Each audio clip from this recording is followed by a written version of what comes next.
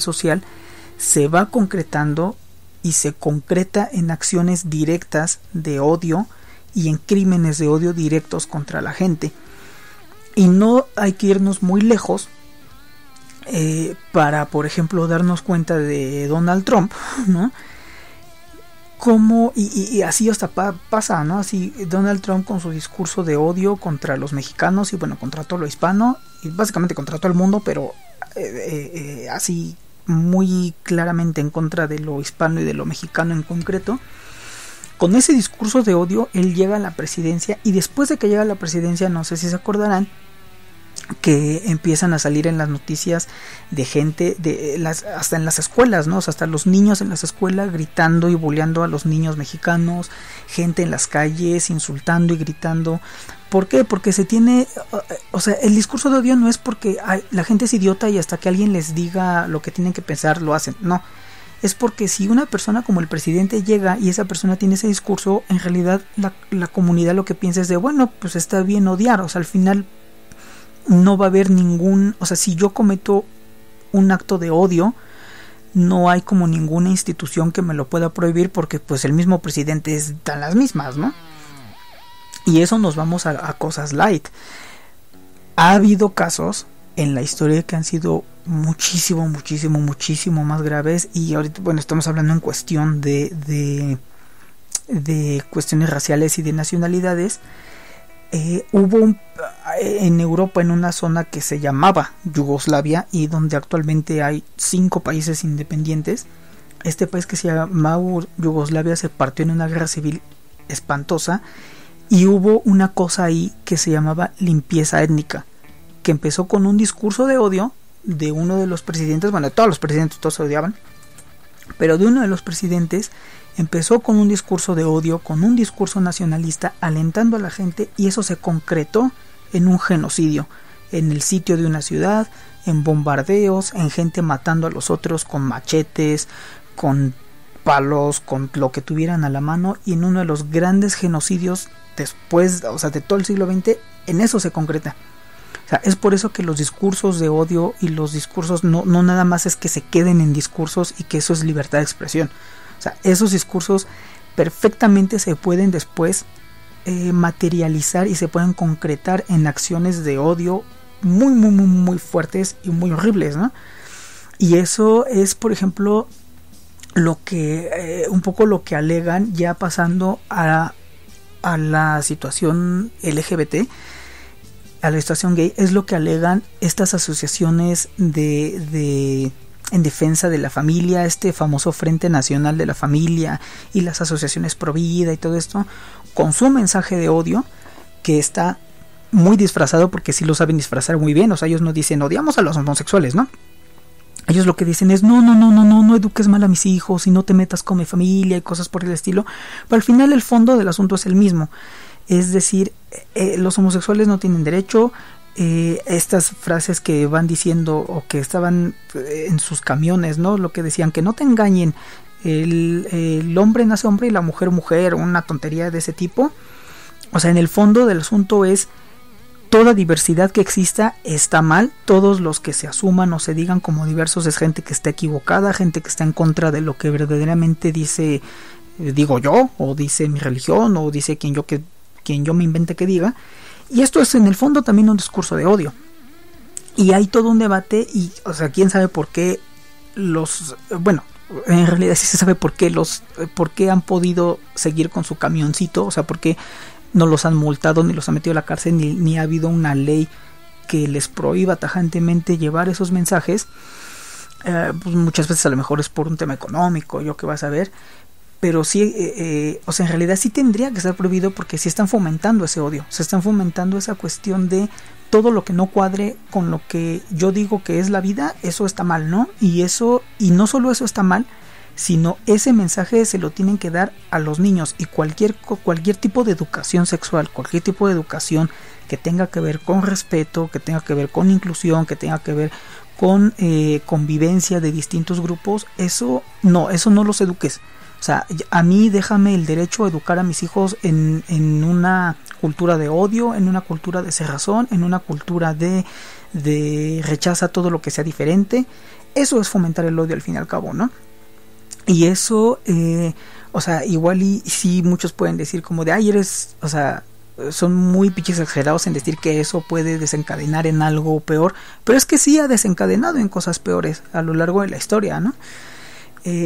Ha desencadenado en matanzas, ha desencadenado, por ejemplo, desde estos insultos, y igual, o sea, y más al rato igual íbamos a ver algunos testimonios de gente que después de que gana Trump, pues en sus casas igual los apedrean, les llevan amenazas de muerte, gente de la comunidad LGBT, que esto, ¿no? Igual, por ejemplo, y empieza ahorita, por ejemplo, ¿no?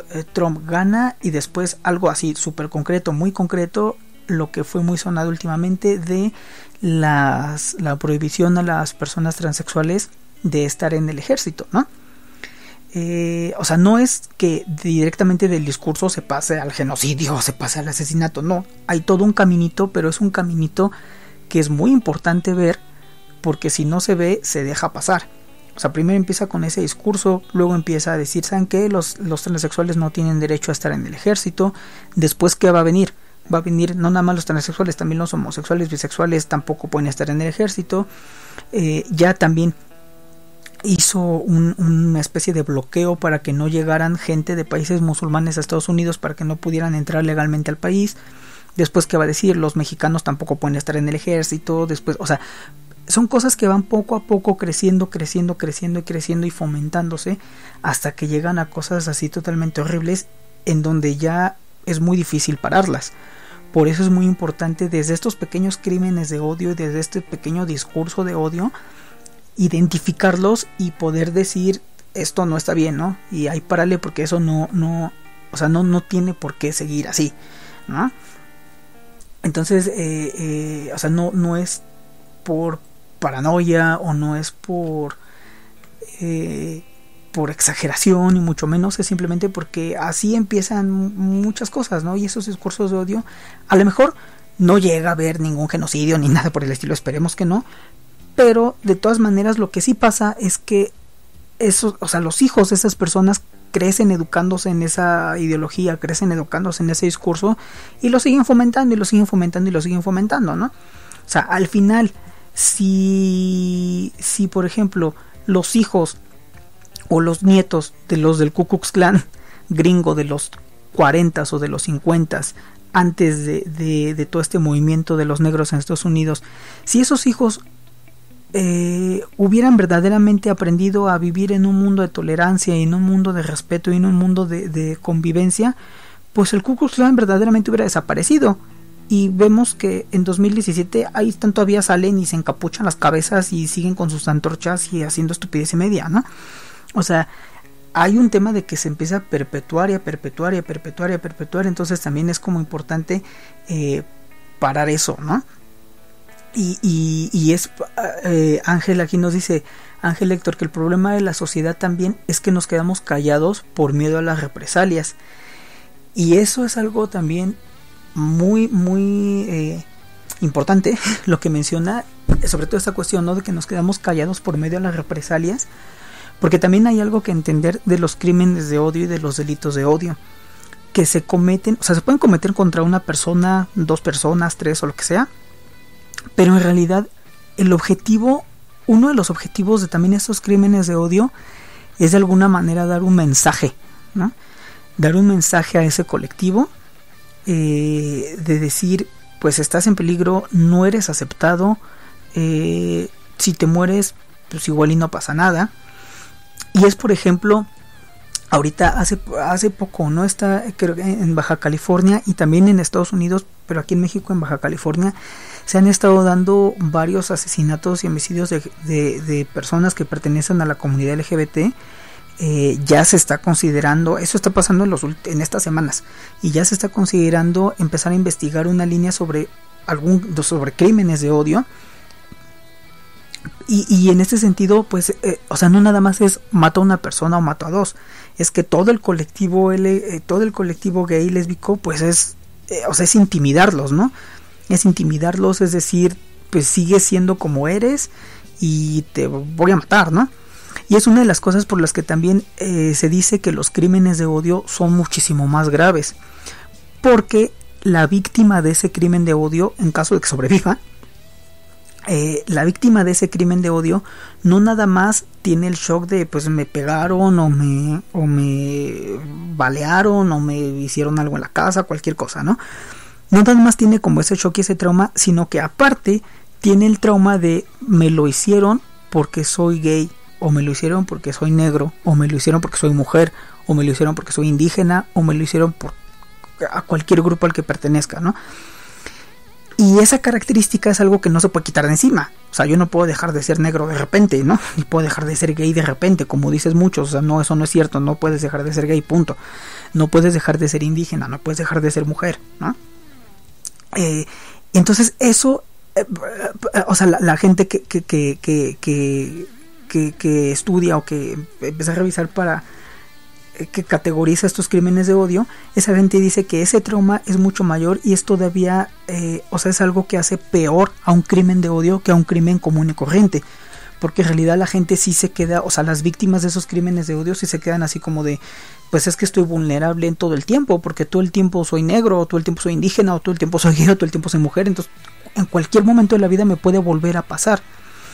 Y al colectivo, a ese colectivo al que se le hizo ese daño también piensa lo mismo, ¿no? O sea, es como están matando gente lesbiana, están matando, por ejemplo, aquí en México en los últimos meses los transfeminicidios que han sido igual horribles y muy sonados, pues obviamente la comunidad trans es, yo, o sea, por el simple hecho de ser trans y salir a la calle me puede hacer algo, y eso empieza a generar un miedo muy fuerte en los grupos minoritarios a los que se está atacando.